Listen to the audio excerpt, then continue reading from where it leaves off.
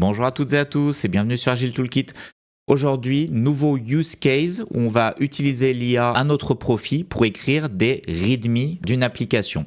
Donc voilà, c'est le sujet d'aujourd'hui. Donc grâce à cette vidéo, grâce à ce use case, vous allez pouvoir voir qu'on peut écrire très facilement un readme d'une application. Donc les développeurs en général, personne n'aime écrire des readme, c'est fastidieux, c'est de la rédaction, les readme, la documentation. Donc aujourd'hui on va faire que les readme, mais ça vaut aussi pour la documentation fonctionnelle ou technique. L'IA peut nous aider grandement à rédiger. Donc vous allez voir que ça va être très simple. On va rentrer tout de suite dans le vif du sujet. Alors oui, avec ce fond bleu, avec ce fond bleu, ça me fait une tête bleue parce que l'écran réfléchit la lumière. Je suis pas très fort en graphisme, mais c'est le fond que j'ai choisi pour les use cases. Faudrait peut-être que je le change. Donc là, ça va être assez simple. Il y a très peu de slides. Celui-là, oui. Alors on va pas faire les trois, on va en faire que deux. On va faire que deux parce que ça sera plus rapide. Et en plus, j'ai que deux dépôts, donc voilà. Donc là, qu'est-ce que c'est un README? C'est simple, c'est dans un dépôt Git. Par exemple là, Agile Toolkit Hub, mon site web où vous pouvez retrouver mes vidéos. Alors j'aurais pas dû faire ça, pardon. Donc là, vous avez le dépôt Git sur GitHub. Et vous avez le README. Donc ça explique les caractéristiques du site, ça peut être des caractéristiques fonctionnelles, techniques, voilà, liées au site, etc. Comment installer l'application, alors là c'est pas un truc qui s'installe. Ici je vous ai mis le lien de démo qui est le véritable site hébergé en fait, que vous pouvez même consulter. Bon, tous ces liens que je vous donne, tout est public, je vous mettrai ça en description si jamais ça vous intéresse davantage. Donc ça voilà, je l'ai sur plusieurs de mes sites. Donc par exemple le site qui génère les templates de rétrospective, eh bien il y a tout un mécanisme de génération. Donc si jamais vous aussi vous voulez faire un site similaire, par exemple si vous êtes Scrum Master et que vous avez vos propres templates de rétro et que vous voulez fournir à vos collègues ou que vous avez une audience que vous voulez leur fournir vos templates de rétro et que vous voulez un site pour faire ça, eh bien vous pouvez très bien reprendre carrément directement tout ce que j'ai fait. Alors vous pouvez le coder vous-même avec l'IA assez facilement, mais si vous voulez pas vous embêter, vous pouvez carrément reprendre directement ce que j'ai fait, vu que moi je donne tout en accès gratuit, tout ce que je produis sur cette chaîne, donc il n'y a aucun problème. Alors est-ce que j'ai mis un fichier de licence d'ailleurs? Je ne crois pas. Bon, ça c'est autre chose, on ne fera pas aujourd'hui. Et voilà, donc notamment dans le README, je mets un lien vers le véritable site, lien utile, etc. Donc voilà, c'est ça un README. Au cas où vous ne le saviez pas déjà, mais je suis presque sûr que vous le saviez. Eh bien, on va maintenant passer à la partie démo. Alors, je ferme tout ça. Donc, j'ai deux sites qui n'ont pas de README encore. Alors, je vais essayer. Oups. Alors, je fais n'importe quoi. Hop, hop, et hop, hop. Donc, j'ai deux sites qui n'ont pas de README. On va écrire le README avec deux méthodes différentes. Une avec ChatGPT, par exemple. Pourquoi pas? On aurait pu faire avec Claude, mais on va faire ChatGPT.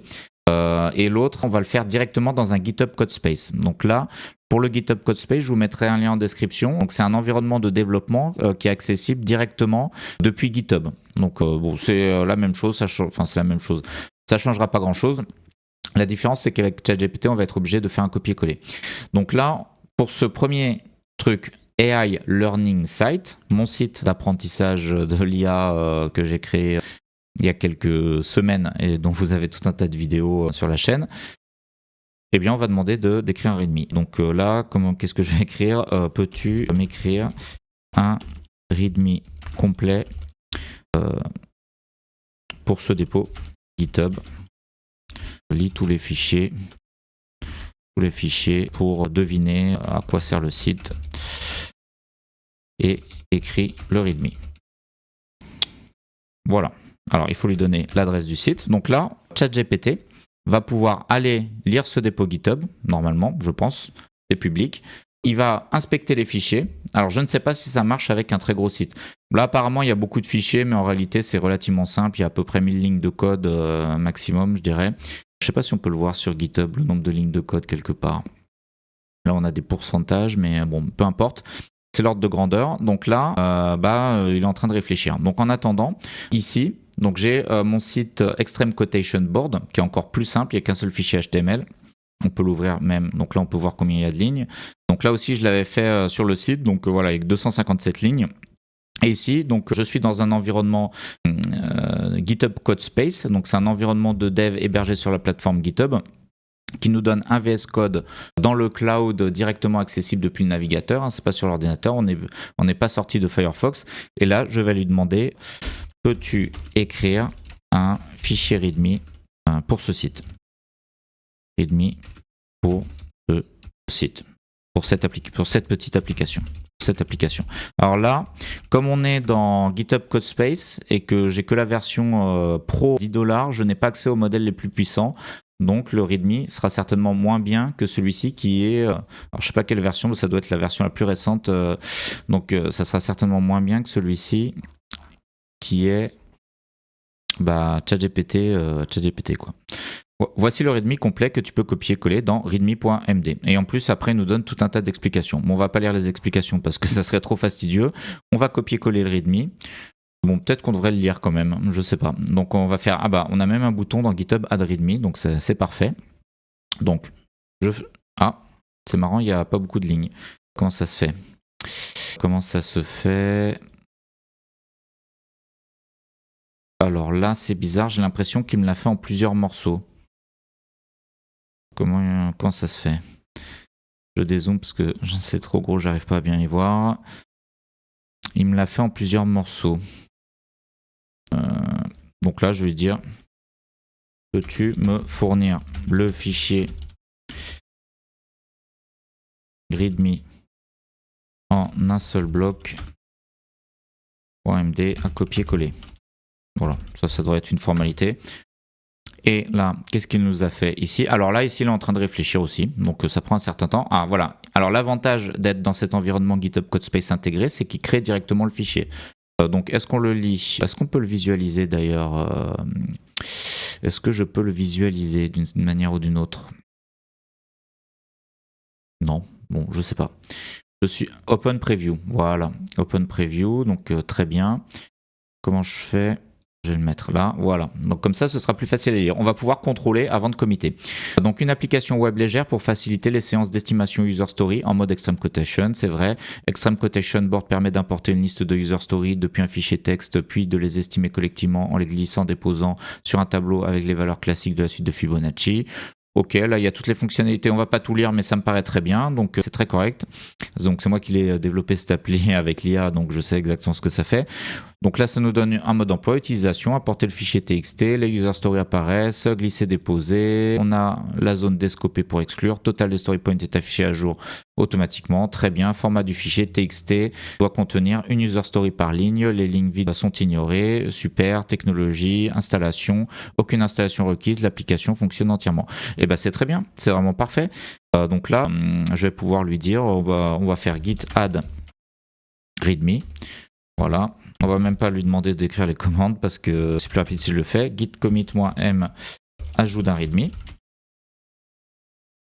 et git push.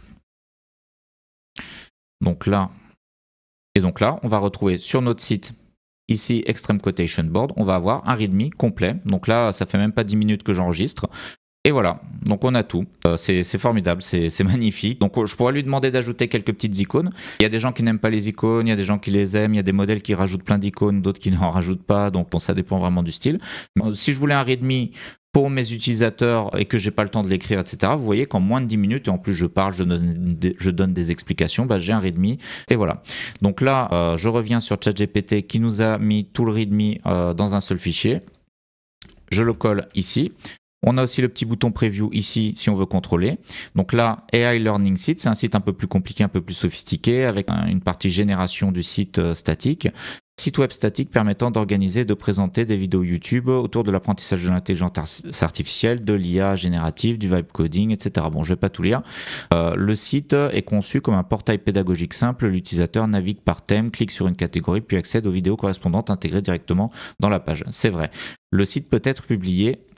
Et voilà, donc le site, là c'est mis peut-être publié, moi je dirais même est publié, parce que bon alors voilà, là on peut chipoter un petit peu, en réalité c'est déjà très bien, donc mais on va quand même par perfectionnisme écrire est publié.